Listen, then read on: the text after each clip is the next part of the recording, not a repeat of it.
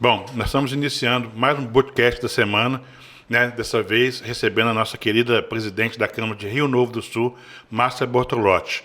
Meu nome é Juscelino Brzeski, eu sou superintendente executivo da Ascanves. Eu sou Danilo Torezani, assessor especial da Ascanves. E você que ainda não conhece o nosso projeto, o nosso trabalho, se inscrevam no canal, deixe o seu like, ative o sininho de notificações para estar recebendo atualizações e postagens futuras no nosso canal. E não esquece também de compartilhar em suas redes sociais para ajudar a gente a divulgar o nosso trabalho. Então nós vamos conhecer um pouco mais da nossa convidada de hoje, a nossa querida Márcia Bortolotti, que vai falar para a gente a sua origem, de onde ela veio e como nasceu a Márcia política. É um prazer muito grande estar aqui na presença de vocês, fazendo parte desse projeto, desse novo projeto das Ascanves, que eu tenho certeza que será um grande sucesso, já é um grande sucesso. E a Márcia Bortolotti, como política, surgiu há pouco tempo, embora eu sempre tenha trabalhado na parte política pelos bastidores, mas estar na política efetivamente é o meu primeiro mandato, a minha primeira vez. Confesso que foi bem difícil chegar até aqui, porque eu sempre tive um trabalho técnico, eu sou advogada, formada há mais de 20 anos, e atuei como procuradora da Câmara há 15, quase 16 anos, e me licenciei justamente por conta do meu mandato, porque nosso estatuto não permite que a gente, como presidente de Câmara, atue como advogado. Então, nesse período que eu estou presidente de Câmara, eu estou licenciada da ordem, mas estou fazendo o meu máximo como presidente de Câmara e vereadora pelo meu município. Nós tivemos uma conversa que nós tivemos há um tempo atrás, Márcia. Você estava me falando sobre como surgiu a sua candidatura, né? Que a sua vitória na urna foi uma surpresa para você? Com certeza, Juscelino, porque quando eu até me sinto, nem vou comentar tudo que teve pelos bastidores para eu me candidatar. Mas uma das questões que me fez me candidatar foi justamente uma questão profissional que eu sofria na Câmara. Eu sofri não sei nem se eu posso comentar aqui, mas eu me sentia como sofrendo assédio moral no meu trabalho, por conta do trabalho, e uma forma que eu tive de me ausentar, um caminho que eu encontrei para me ausentar daquele ambiente que eu estava me sentindo um ambiente tóxico, foi me candidatar, porque como servidora pública a gente se candidata, tem aqueles 3 meses de campanha, né? De campanha que a gente faz, e foi uma forma de eu sair daquele ambiente e fazer alguma coisa que eu gostava, porque eu estava ali ociosa, só esquentando cadeira. Então, entrar para a política foi, nessa época, foi uma forma de eu fugir daquele ambiente, ao mesmo tempo que eu pudesse exercer minha atividade. Eu ajudei todos os candidatos, né, com filiação, com a parte jurídica, eu fiz toda essa parte de todos os candidatos do nosso partido. E qual foi o grande desafio após a eleição? Você disputou uma eleição num momento delicado, né, do país, que é a questão da pandemia, né, que geralmente a eleição é corpo a corpo, visita, cafezinho na casa de um e de outro, e nós tivemos uma campanha atípica, né? Uma campanha praticamente feita pelas redes sociais. Qual foi o seu desafio diante da pandemia dentro da sua campanha? Então, Juscelino, como mulher, eu sempre achei que nós, mulheres, devemos ocupar o nosso espaço de poder, de destaque dentro da nossa sociedade. E nós precisamos de mulher na política, porque as mulheres na política, elas fazem a diferença. Com mais mulheres, nós temos a verdadeira democracia, que é aquilo que a gente busca. Então, visando isso, eu fiz o meu trabalho, mesmo que num curto espaço, porque, como eu te falei, eu entrei por um motivo. Quando faltou poucos dias antes da eleição, eu fiz a minha campanha. Então, a minha campanha foi uma campanha bem curta. Eu não usei todo o tempo da campanha, porque eu ajudei todos os meus outros colegas, que eram candidatos também. E foi uma surpresa, como eu mesmo te falei. Fui a última a entrar, fui a última cadeira. Eu nem imaginei, eu estava vendo você fazer sua entrevista aqui com o doutor Domingos, eu nem imaginei que eu seria eleita e assumi a última cadeira mas fui eleita. Então eu creio que isso realmente é uma coisa de Deus que me fez chegar até onde eu cheguei, e faço assim o que eu posso fazer de bom para o meu município e envolver outras mulheres na política. Esse é o trabalho que eu venho fazendo com garra, com afinco, embora às vezes não sou bem reconhecida, às vezes por outros colegas meus. E Márcia, assim, você assumiu o cargo de presidente da Câmara. Foi por conciliação com os outros vereadores? Teve uma disputa? Como que você chegou à cadeira de presidente? Então, outro caso, minha vida é um tormento. É cheio de surpresa, Cheio né? de surpresa. Outra situação, eu não pretendia ser candidata a presidente da Câmara, justamente para eu não me afastar da minha profissão como advogada, porque além de ser procuradora da Câmara, eu era advogada, tinha meus processos, mesmo que poucos, mas eu tinha um dinheiro extra que a gente ganha, e eu sendo presidente, eu sabia que eu teria que me licenciar, então eu não tinha a intenção de ser presidente. Mas quando eu comecei a ouvir murmurinhos, fulano vai ser presidente porque tem medo de que você vai ser presidente, porque você vai ser um carrasco, porque você sempre com falas pejorativas com a minha pessoa. E aquilo foi me deixando, ao mesmo tempo que me deixou para baixo, que quase me fez desistir, eu falei assim, não, se eu cheguei até aqui, agora eu vou até o final. Uma coisa que eu aprendi com um ex-prefeito há muito tempo, que se alguém me atacar, eu não vou recuar, eu vou avançar. Então, eu resolvi avançar e lancei meu nome candidato. Eu já tinha algumas pessoas do meu partido que me apoiavam e outras pessoas também de outros partidos também falaram assim, não, se você vier, eu estou junto com você. E ficou só um pequeno grupo de fora. E entre eles também, como não havia uma certa, como que eu posso dizer? Não tinha consenso entre eles. Não tinha um consenso entre eles, então acabou que na hora da eleição só tinha minha chapa e eu acabei recebendo a votação unânime de todos os vereadores que lá estavam. Então eu fui eleita de forma unânime. Muito bom. E assim, mesmo com todo esse atrito que havia acontecendo na Câmara, você conseguiu manter um bom relacionamento com os demais vereadores?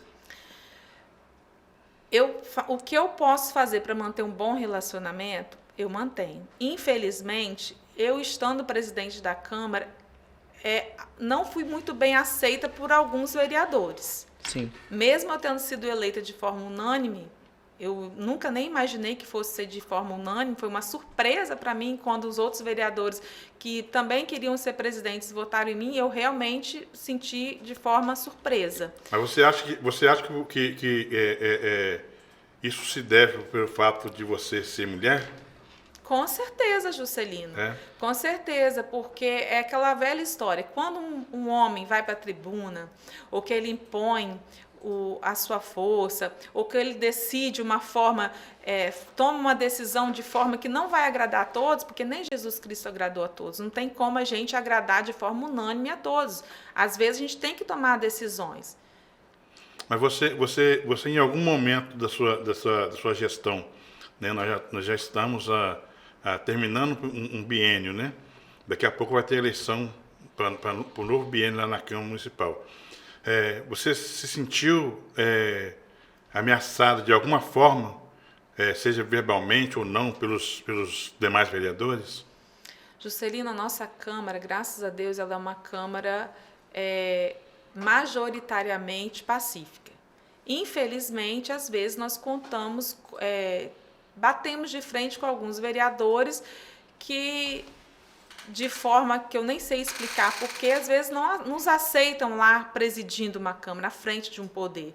E a gente acaba sendo ofendida sim, às vezes não de forma direta, mas de forma indireta, ou até diretamente, mais pelas costas. Aquelas pessoas que vivem falando pela gente pelas costas, a gente fica sabendo, aquilo diminui a gente, deixa a gente para baixo, faz com que a gente às vezes pense até em desistir. Mas como eu falei, eu acredito que Deus tem um propósito na minha vida. Eu jamais imaginei que eu chegaria onde eu cheguei, de forma política, e eu creio muito nisso daí, porque desde o início da minha campanha, quando faltou 20 dias para o final de uma eleição, eu falei, não, agora eu vou fazer uma campanha. Não consegui ir na casa de todo mundo, não consegui andar, foi uma campanha mais por internet mesmo.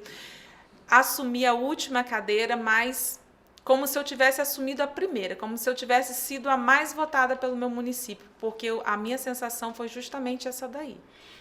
Você tem algum projeto seu, né, que você tenha apresentado que mereça um destaque? Você poderia falar assim, não, esse é o meu projeto de destaque dentro do meu mandato.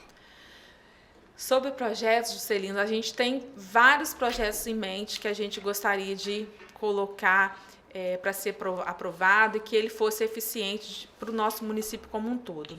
Eu apresentei alguns projetos, alguns necessários para o município, mas um que eu posso destacar aqui, e por que eu estou falando isso que a gente gostaria de apresentar mais? Porque como nossa Câmara é pequena, nosso município é um município pequeno, tem aproximadamente 12 mil habitantes, eleitores 8 mil e uns quebradinhos. Então, o nosso município, por ser um município pequeno, nossa Câmara também é pequena, nosso orçamento também é pequeno, nós não temos assessoria.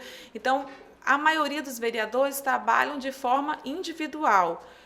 E, como gestor, eu acabo me dedicando muito à gestão da Câmara, o que atrapalha um pouco a minha questão de vereança. Isso eu me sinto prejudicada. Mas um projeto que eu posso destacar aqui foi um projeto que eu fiz para doação de absorventes pelo município, do nosso município. Ele foi sancionado no final do ano passado, para ser colocado em prática esse ano. O prefeito sancionou e a gente também já implantou nossas emendas individuais desde o ano passado, que estão funcionando a partir desse ano. E esse ano a gente já constou também nas nossas emendas impositivas individuais. No meu caso, nas minhas emendas, eu coloquei já para ajudar o município naquele pontapé inicial na doação dos absorventes, valores para que esses absorventes sejam doados. Estamos só aguardando agora as secretarias ou de saúde ou até mesmo de educação do nosso município, para que a gente coloque de fato em prática esse projeto que é de suma importância para as meninas ou em idades escolares ou até mesmo que estejam em situação de rua. E você que ainda não se inscreveu em nosso canal, se inscreve, deixe seu like, ative o sininho de notificações e compartilhe em suas redes sociais, porque fazendo isso você vai estar contribuindo para que a gente leve mais informação e conhecimento para todos os nossos municípios capixabas. Então nós vamos continuar aqui com o nosso bate-papo. A nossa querida Márcia Bortolotti, nossa presidente da Câmara lá de Rio Novo do Sul, e também, né, a nossa secretária-geral, né, aqui da Ascanves. Vamos entrar um pouquinho, Márcia, no nosso bate-papo sobre a questão da participação da mulher na política.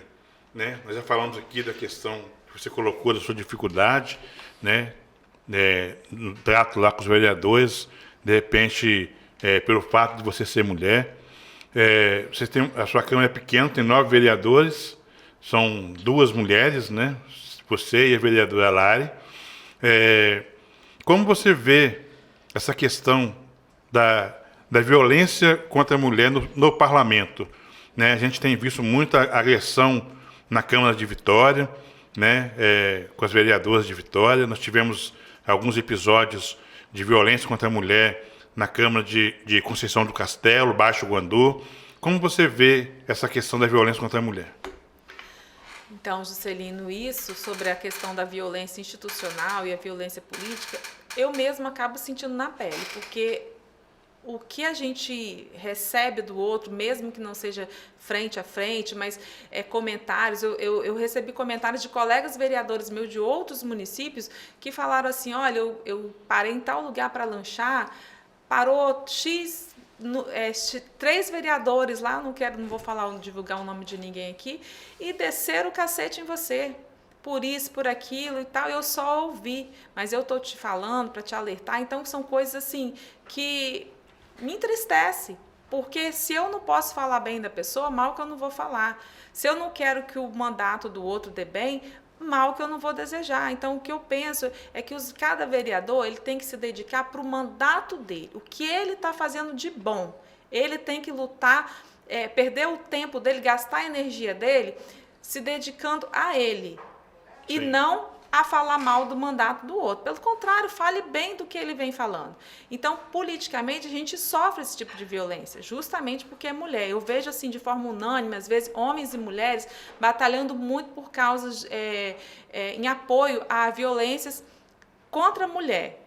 Mas quando é na política, quando é de forma institucional, eu não vejo esse mesmo apoio dos homens para as questões políticas. Por quê? Porque dentro da política é um ambiente ainda machista. Não tem jeito. Tem 90 anos que as mulheres receberam o direito, esse ano, né, em fevereiro, fez 90 anos que as mulheres receberam o direito de votar e ser votada, e mesmo assim, depois de 90 anos, a dificuldade para essas mulheres engrenarem, de entrar na política ainda é muito grande. Justamente por conta desse machismo. Sim. Às vezes o machismo vem até da própria mulher, que tem dificuldade de votar em outra mulher, ela tem insegurança. Então, nós precisamos de políticas públicas e até de ações para conscientizar essas mulheres da importância de ter outras mulheres fazendo a representação. Às vezes ela se sente representada por um homem, tá ótimo, tá tudo certo, mas às vezes uma mulher sabe o que a outra definitivamente precisa, porque ela também é mulher. Então, a gente tem que quebrar esse paradigma e acreditar na força da mulher, que a mulher também é capaz de fazer política. E a mulher faz política bem feita. Até porque o censo do IBGE, né, mostra que o maior número de eleitorado é feminino. Sim. Né? Se você for ver esse ano, as mulheres, elas definem a eleição. Sim. Mais da metade da população é formada de mulheres. Aqui no estado do Espírito Santo também.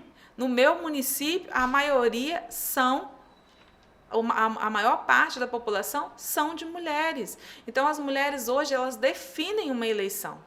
Então, elas têm a força, elas estão com pão, com o queijo e a faca. O pão, como é que fala? Eu até esqueci a faca e o queijo na mão. A faca e o queijo na mão, pois é. Então, é uma questão de conscientização, delas buscar uma melhor representatividade. Porque quando a gente tem mulher na política, a gente tem uma democracia de fato mais justa e mais igualitária. É porque a gente tem visto muito municípios grandes, né, a exemplo de Cachoeiro, de Itapemirim, né, que na gestão passada nós tínhamos uma vereadora, né, a doutora Renata Fiório, né, e nessa gestão nós não temos nenhuma vereadora na Câmara do município Polo, né, que é Cachoeiro de Itapemirim. Acho que faz muita falta para o debate dentro da Câmara a presença da mulher no parlamento, né? Com certeza, é isso que eu acabei de falar aqui, citando Cachoeiro, que tem, salvo engano, aí por volta de 140 mil eleitores. Olha só a proporção. E a metade, mais da metade é formada por mulheres. Por mulheres. E mesmo assim nós temos uma Câmara de Vereadores sem nenhuma mulher, sem nenhuma representatividade feminina. Então a gente vê a dificuldade das mulheres de votar em outras mulheres.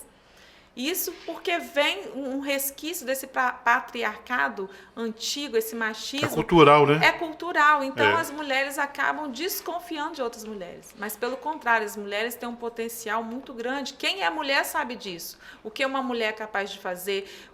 Quando a gente precisa de uma creche, que todas as mulheres, grande parte das mulheres tem filhos na escola, ou filhos pequenos, ou já tiveram, ou tem uma amiga que tem filho, que precisa trabalhar, que precisa de uma creche, que vê as necessidades. Estou dando um único exemplo aqui, só para ser mais direta, mas a dificuldade que nós mulheres temos de encontrar até mesmo nosso espaço no mercado de trabalho. Então, nós precisamos de representatividade feminina justamente para atender as mesmas causas que a gente tem necessidade, que outra mulher com certeza também está tendo fora da política.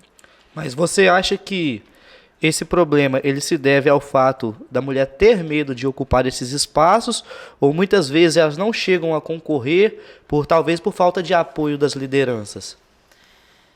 As duas coisas, Danilo. As duas coisas, porque hoje a gente tem lá aquele percentual de 30 a 70, né? Que a gente tem que respeitar para questões de eleição. A gente tem que ter no mínimo 70% de homens ou mulheres e 30% de homens ou mulheres. Se você observar, a gente nunca atingiu os 70% de mulher, pelo contrário. A gente só atinge os 30% para mulheres. Então já assim, tem que preencher lá os 30% das mulheres. Já virou até clichê dizer que a gente tem que preencher os 30% das mulheres, sendo que não é assim. E com uma agravante, né? Boa parte das mulheres que entram nessa cota de 30%, né, entra para compor, tipo laranja, né? Exato. Entra para compor por quê? Porque sem ela eu não posso preencher os 70% que para eles, para os homens, né, que geralmente quem administra os partidos, grande maioria são os homens, eu tenho que preencher majoritariamente de homens. E hoje, para eu preencher majoritariamente de homens, eu tenho que ocupar pelo menos meus 30% ali com mulheres. Porque cada mulher a menos perde 2 homens, né? Dependendo da quantidade de candidato por agremiação partidária, sim.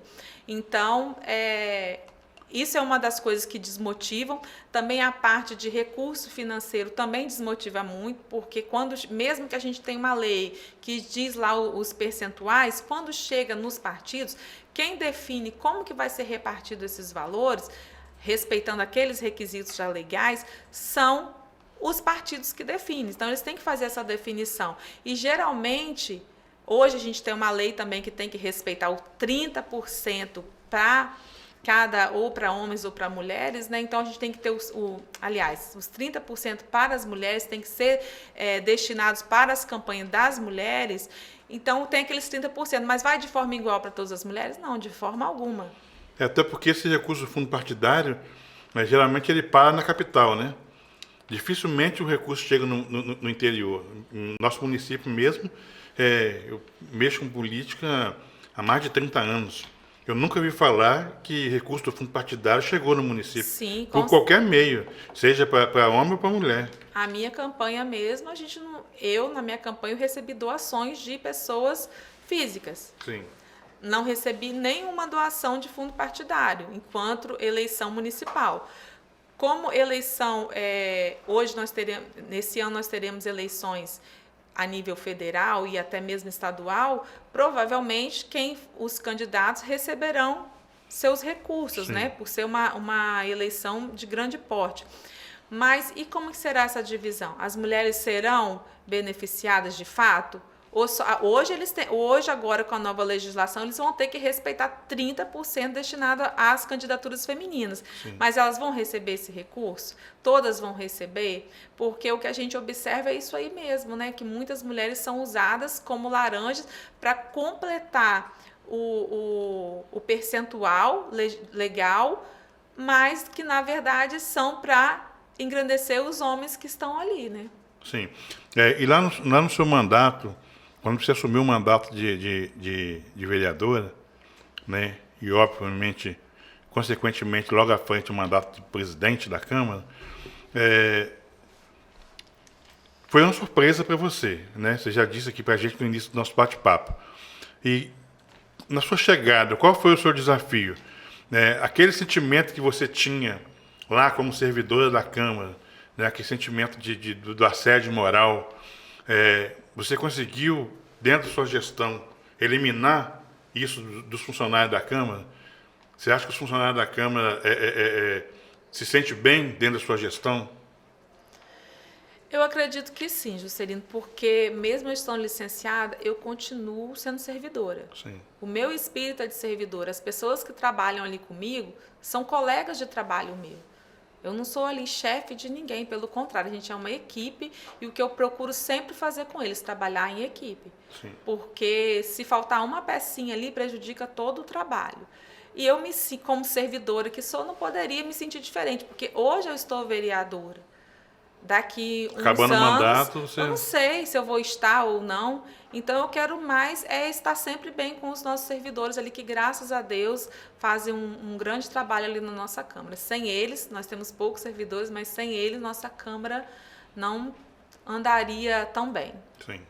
Ô, Márcia, você acha que essa questão da mulher deveria ser trabalhado políticas públicas, talvez na área da educação, para implantar isso na escola, né? Ter palestras nas escolas falando mais a respeito sobre essa questão do empoderamento da mulher? Ou você acha que isso não seria uma boa contrapartida? Tudo que vem para incentivar, tudo que vem para esclarecer é importante. Essa pauta da questão de começar nas escolas, com certeza, é um grande avanço, um grande passo, porque hoje nós temos meninas com 16 anos, com 16 anos já é possível votar. Então, nós temos que começar a esclarecer esse público, essas pessoas, da necessidade de termos mulheres na política. E não é só outras mulheres, não. É esclarecer outros homens também. Como eu te falei, muitos homens hoje, de forma unânime, eles já lutam por políticas públicas de combate à violência contra a mulher. Mas quando a violência é no meio político, ainda nós não temos essa unanimidade. Então, os próprios homens, a gente precisa trabalhar da importância de termos mulheres na política também. Só assim nós teremos a verdadeira democracia, né? Uma referência do seu município, né? E aqui no nosso podcast a gente discute também, a gente fala da referência do presidente, da referência da cidade do presidente, né? Nós tivemos Cezinha Ronche, lá de Marechal Floriano, né? Falando sobre o zoológico lá de Marechal, né? Sobre a cultura de Marechal. E lá em Rio Novo do Sul, a gente tem acompanhado algumas notícias sobre a questão que tem crescido muito no debate das redes sociais e lá na própria cidade, a questão da Jussara, né? É uma fonte de economia, né, do município. Isso é uma cultura nova ou já existia e ninguém tinha descoberto ainda? Então, a Jussara não é uma cultura tão nova no nosso município, né? Ela já vem sendo produzida. Para quem não sabe, o Jussara é um coquinho bem similar ao açaí. Lá em Rio Novo a gente produz o açaí e o Jussara. O Jussara por aqui ele é conhecido como o açaí capixaba, mas ele é Jussara, a gente tem que saber distinguir isso aí. E esse ano, Rio Novo do Sul, por ser o maior produtor e beneficiador do fruto, se transformou a capital estadual do Jussara. É um projeto do deputado estadual Dr. Emílio Mameri, que é rionovense, e o nosso governador Renato Casagrande sancionou essa lei, e hoje Rio Novo do Sul é a capital estadual do Jussara. E produz tudo como base, né? Como matéria-prima do Jussara. Produz tudo, de iogurte, bolo, doce. Então, a base mesmo do Jussara é para fazer, vou falar que a gente não fala açaí, mas para as pessoas que estão ouvindo escutar, né? O Jussara, ele faz o açaí capixaba. Sim. Esse açaí que a gente come, grande parte do açaí é o Jussara, feito do fruto Jussara. Nós temos também lá a produção do açaí. Sim. Mas temos o Jussara também com gosto, inclusive, muito melhor e com produtos fugiu o nome aqui, com muito mais vantagens em formas de vitamina do que o próprio açaí. E através do Jussara também faz bolos, sucos, vitaminas, geleias. Nós temos uma sobremesa muito interessante que foi criada lá em Rio Novo por uma chefe, nossa, esqueci o nome dela agora, que é o panacota, é um produto maravilhoso, delicioso, Rovênia, o nome da nossa chefe, que criou essa receita, panacota de Jussara, que é muito saboroso lá no nosso município. Teve uma caminhada recentemente, né? Esse nome é interessante. Jussara sempre foi o nome ou esse nome é uma homenagem a alguém? Não, a Jussara é o nome nativo do fruto, isso. Se você fizer uma pesquisa, né, você vai ver. Jussara é o nome desse fruto, que é bem similar ao açaí. Sim. E teve uma caminhada recentemente, um evento, né, que abordou muito essa questão do Jussara, né? Sim, nós tivemos uma caminhada justamente para divulgar o produto, para divulgar o nome Jussara, para divulgar que Rio Novo é a capital estadual do Jussara. Nós tivemos lá também a festa da Jussara, a primeira festa da Jussara. Nós tivemos o desfile da primeira garota Jussara, que a minha filha foi eleita garota Primeira garota Jussara de Rio Novo do Sul, isso aí. Então a gente pode estar sendo enganado, tá comendo Jussara achando que é açaí. Pois é, com certeza. Se for aqui pro lado de Vitória, então, que a gente tem fábrica que faz a entrega justamente aqui pro lado de cá, com certeza vocês podem estar comendo açaí capixaba, que é o Jussara, lá de Rio Novo do Sul. A produção lá, é em larga escala? Sim, nós somos o maior produtor e beneficiador de Jussara do Espírito Santo, por isso o título. E uma fonte muito grande de economia para o município, né? Com certeza, gera renda, gera emprego, gera benefícios tanto para o primeiro setor quanto para quem trabalha de forma individual. Hoje a nossa Feira da Agricultura Familiar de Rio Novo do Sul vem fazendo um trabalho voltado também para o produto feito com Jussara, então agrega valor para todo mundo, né? Sim. Eu quero entrar com você no assunto relacionado à nossa Ascambis. Você sempre foi muito entusiasta, né? Desde a nossa primeira conversa, né? Nós nos apaixonamos por telefone, né? Verdade. Foi amor à primeira voz, não foi amor ao primeiro contato. Isso aí. E a gente sempre se colocou muito à disposição para contribuir com o seu mandato, né, através da associação. E você soube receber muito bem essa mensagem, né, da Ascambis. Hoje a gente tem a honra de ter você como nossa secretária-geral, né, da associação. Para você, qual é a importância de ter uma Câmara ligada às Ascambis? Eu sou até suspeita de falar, né, Juscelino? Porque eu me apaixonei não só por você, mas também pelo projeto Ascambis. Sim. A Ascambis, ela tem sido muito importante para nós vereadores, principalmente quem está no seu primeiro mandato. É um leque muito grande de conhecimento, nos abre portas e nos coloca num caminho de conhecer mesmo quais são nossas prerrogativas, nos capacitar, nos direcionar para que nós tenhamos, enquanto vereadores, tenhamos um mandato de qualidade. É isso que a gente procura. E o vereador, ele precisa saber a força que ele tem. Nem todos os vereadores ainda conhecem ou sabem a força que um vereador tem. Sim. Então, o vereador hoje, ele aprova o orçamento público do município. O que é o orçamento, né? O orçamento é como se fosse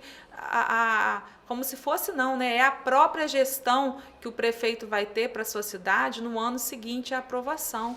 É como se fosse o plano de governo dele para ele executar. Então, o vereador, ele aprova o orçamento. Se o vereador não aprovar, se não for aprovado o orçamento, o prefeito tem que trabalhar com o orçamento aprovado no exercício anterior.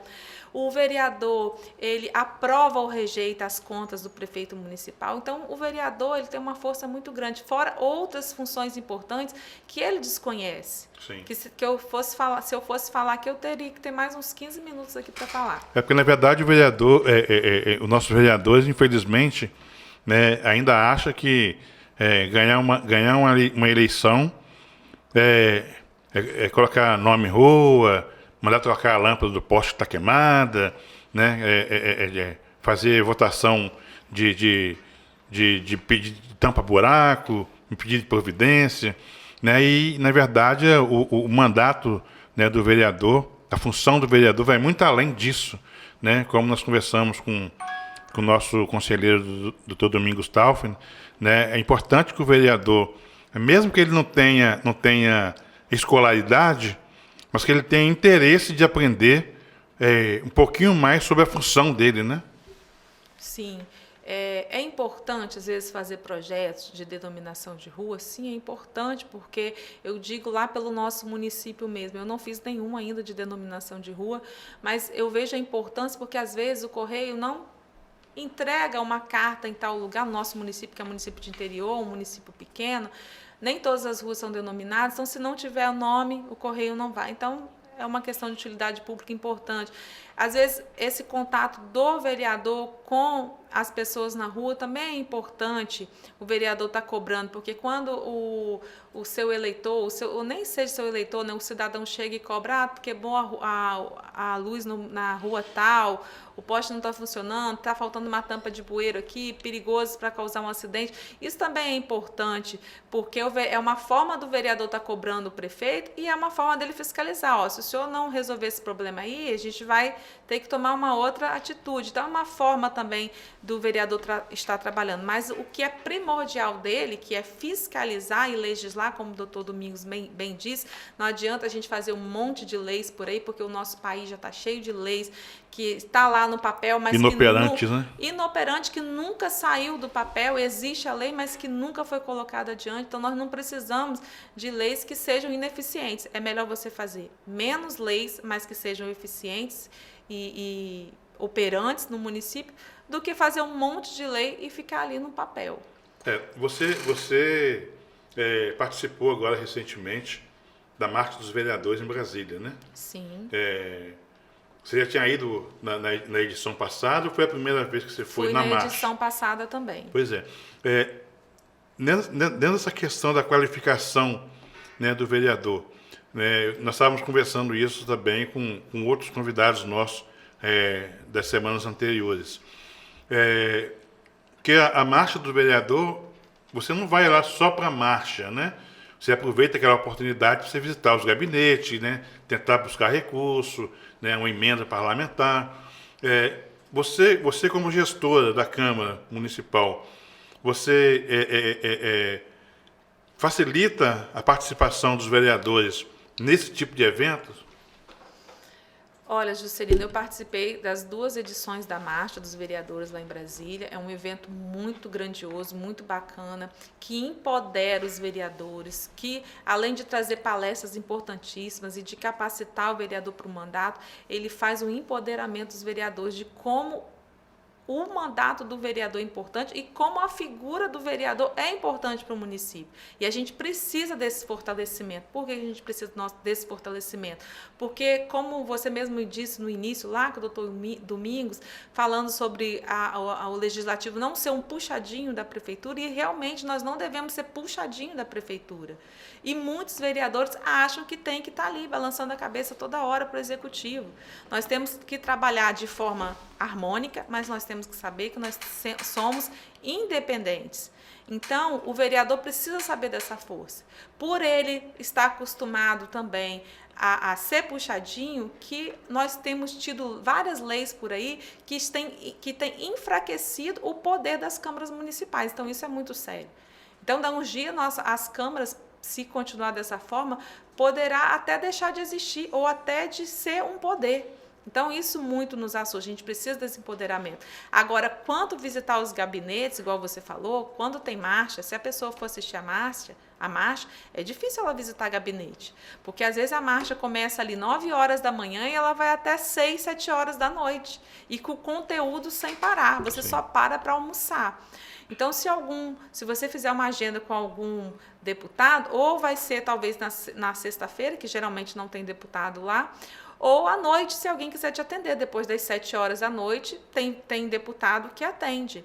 Então, é necessário ir lá em Brasília para buscar emenda? Não, você pode tratar de emenda com o seu deputado, que é do Estado, né, nos gabinetes que eles têm aqui dentro do Estado mesmo, mas quando você está lá em Brasília, se você tiver a oportunidade de ir até eles, eu oriento que batam lá na porta do deputado. Isso é muito importante, esse contato. Sim. Porque o governo federal já manda os recursos, sim, mas tem as emendas impositivas dos deputados individuais, isso é importante, tem as emendas de relatoria, tem as emendas de bancada capixaba. Então, isso é relevante para o vereador que vai buscar, porque se tiver um pedacinho lá, aquele deputado pode jogar para o seu município que não está recebendo nada. Mas não necessariamente você tem que ir Brasília especificamente para isso. É isso.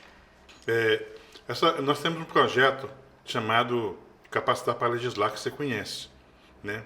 Nosso projeto agora virou o Instituto Capacitar para Legislar. Isso aí. Que, aliás, você faz parte, né? Você coordenadora do núcleo, né, da mulher, lá do Capacitar para a Legislação. Nem sabia disso, né? Não. Estou sabendo agora, mais uma surpresa. Pois é, mas você faz parte lá do projeto Capacitar para Legislar. Um projeto que transcende os limites do Estado do Espírito Santo, porque nós unimos Minas e o Espírito Santo nesse projeto do Instituto, prioritariamente para capacitar não só vereadores, mas os representantes do terceiro setor, né? Porque boa parte dos vereadores, eles vêm do terceiro setor, né? Geralmente é presidente de associação, é presidente de sindicato, é presidente de associação de produtores. Então nós estamos criando um projeto para fazer a capacitação não só do funcionário da Câmara e do vereador, mas também dos líderes do terceiro setor. Dentro dessa questão da qualificação, qual você acha a importância da capacitação dos vereadores, principalmente esse vereador de primeiro mandato? Penso ser mais importante para os vereadores de primeiro mandato, ou que às vezes não têm conhecimento de gestão ou de orçamento público, que eles comecem, ou que o próprio Instituto Capacitar jamais perca esse fio de estar capacitando os vereadores nas questões orçamentárias do município. Eu ouvi você falando com o doutor Domingos que pensa em fazer a questão dos cursos voltados para as emendas individuais, que é um assunto novo, embora, né, conste na Constituição Federal, através da emenda constitucional, não vou lembrar o número dela agora, que não é tão recente assim. E, enfim, a gente precisa capacitar nossos vereadores, aqueles que estão de primeiro mandato, que tenham conhecimento das suas leis orgânicas, que comecem a trabalhar, conhecer como é que funciona um processo legislativo, também é de suma importância, porque se você não sabe como funciona a tramitação de um processo legislativo, como que você vai aprovar os projetos de leis? Vai no escuro, ou só fica ali à mercê da parte técnica, da parte jurídica. E os vereadores, eles precisam saber. Às vezes, muitos vereadores vão lá e só assinam. E não sabe nem o que... Não estou falando da nossa Câmara, não, que a nossa Câmara, graças a Deus, os vereadores têm se instruído, têm se capacitado, mas de uma forma geral, falo de uma forma geral. Os vereadores, eles precisam saber como que funciona a tramitação de projeto, o que é um projeto de resolução, um projeto de lei, um decreto legislativo, quais são os prazos, quais são as formas de aprovação. Isso é muito importante, o vereador ter conhecimento. Até porque acaba no final das contas... se você tem uma Câmara de 9 vereadores e os vereadores não se capacitam, a Câmara acaba ganhando um 10º vereador, né? Sim, exato. Que é o Procurador-Geral da Casa. É isso aí. Acaba o procurador faz e o vereador só assina. O procurador faz, entendeu? Nós temos casos de Câmara no Espírito Santo mesmo, aqui no nosso estado, que o procurador manda mais do que o presidente. Pois né? Justamente por falta de experiência, né, por falta de procurar se informar, né, de procurar se capacitar. Né? Então, e a população ela acompanha isso, a população ela vê, né, a sua atuação.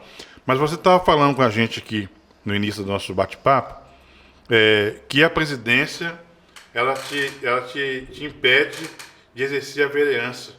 Né? Porque enquanto você está lá na Câmara cuidando do administrativo, os seus colegas estão lá na rua, fazendo a campanha deles, sim, conversando, dialogando, atendendo o eleitorado dele. Como você faz para tentar estar o mais próximo do seu eleitor possível? Eu tento, como você mesmo fala, eu tento, né? Mas eu não consigo chegar naquela eficiência que eu gostaria. Eu gostaria de estar mais próximo, porque quando eu chego na Câmara é difícil sair. Sim. É difícil sair porque é só processo, procedimento administrativo para resolver, uma demanda, uma questão com o servidor, a gente não tem assessor, então isso tumultua muito a nossa vida como vereança diretamente com a população. E às vezes os nossos colegas acabam não vendo isso daí na gente. Sim. E aí acabam criando um atrito desnecessário com a gente, sem saber que a gente que está numa situação de prejuízo ali. Uhum.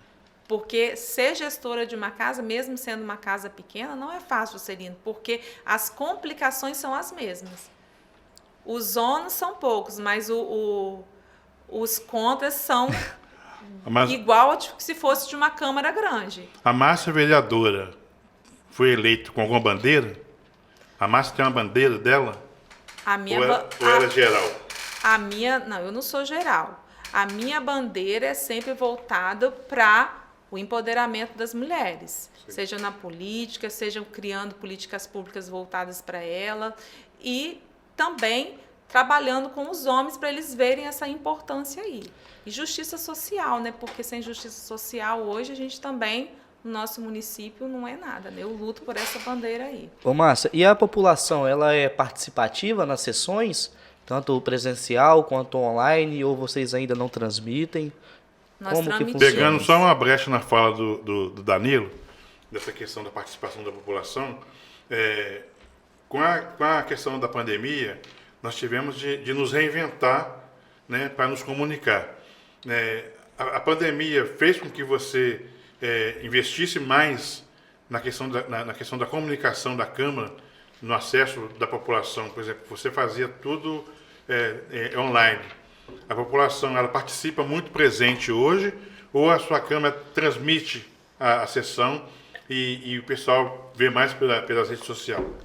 A nossa Câmara lá de Rio Novo, acredito que deva ser em muitos municípios do interior, ela funciona muito de acordo com a temática que vai ser... O interesse da população, né? A temática que vai ser apresentada na Câmara, a matéria que vai entrar em pauta. Então, se for algo que seja de interesse do funcionalismo público, nessa sessão praticamente a Câmara vai estar lotada de funcionalismo público. Se for alguma coisa voltada para a associação familiar, nós teremos associados lá participando. Se for alguma coisa voltada para o magistério, nós teremos o magistério lá. Se for alguma pauta que não seja de interesse de nenhuma classe específica ou de uma forma geral, sempre são poucos as pessoas que assistem de forma presencial. Mas a gente tem tido um bom acompanhamento de forma virtual, de forma online, mas muito pouco também pelo tamanho que a gente tem do nosso município, né?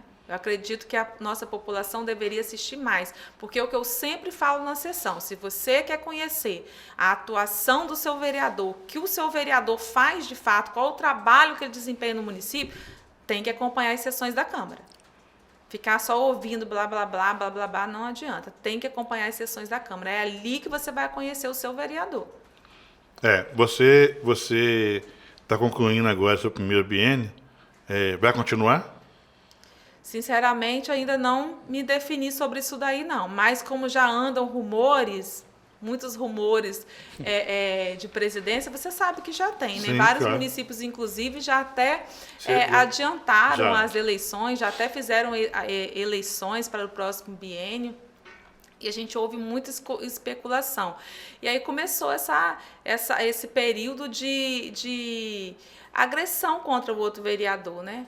Eu não participo, não vou falar mal de um colega meu, mas se continuar dessa forma como eu te falei, né? Eu não vou recuar, eu sempre avanço e meu nome colocarei à disposição com toda certeza. E nós agradecemos, né? Por nome à disposição. Então a gente está caminhando aqui para o nosso final, né, do nosso bate-papo dessa semana, recebendo a nossa querida Márcia Bortolotti, além de presidente da Câmara de Rio Novo, também nossa secretária geral das Câmara. E eu gostaria de agradecer de antemão a sua disponibilidade de deslocar lá do município até aqui para estar participando desse projeto, né, desse novo projeto nosso, que é o podcast das Câmara. Sua participação aqui é importante, né? Eu tenho certeza que todos que acompanharem a nossa apresentação vai aprender muito com você, né? As mulheres principalmente vão se sentir representadas, né, pela Márcia. Isso é importante. Nós queremos que na próxima eleição municipal a gente possa dobrar o número de mulheres, né, em cada uma das câmaras municipais, né, do Estado do Espírito Santo, para poder empoderar de fato e de direito as mulheres capixaba ao poder do Poder Legislativo.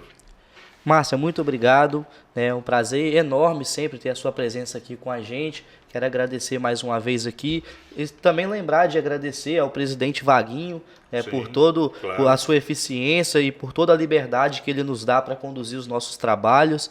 Agradecer também a todos vocês que estão nos dando aí essa audiência. Essa participação é essencial para o nosso crescimento.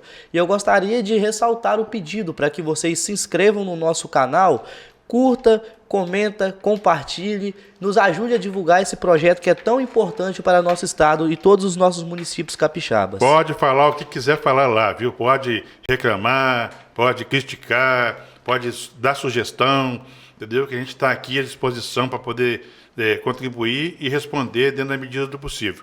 Eu queria pedir à Márcia que, para a Câmara dela, ela mandasse um recado para os presidentes que ainda não estão filiados às CANVES, né, da importância desse fortalecimento do nosso movimento de fortalecimento do Legislativo Municipal Capixaba.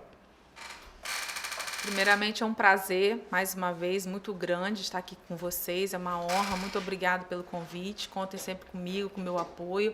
Eu quero dizer para meus colegas, presidentes de câmaras, e não só os presidentes, os vereadores, porque às vezes os projetos, o presidente quer fazer a filiação, apresenta o projeto de resolução, mas às vezes não é aprovado pelos vereadores. Então, vereadores, presidentes de câmaras, por favor, entre em contato com o Juscelino, entre em contato comigo, conheçam melhor como que funciona o projeto das CANVES, da importância do vereador estar afiliado, da importância de nós, vereadores, estarmos capacitados para o nosso mandato, esquecer picuinhas políticas, porque o projeto é para atender a todos, independente de partido. As CANVES é um projeto apartidário e a importância de vocês nesse projeto é grandioso, porque sem os vereadores não existe as CANVES. Isso aí. Obrigado, Márcia.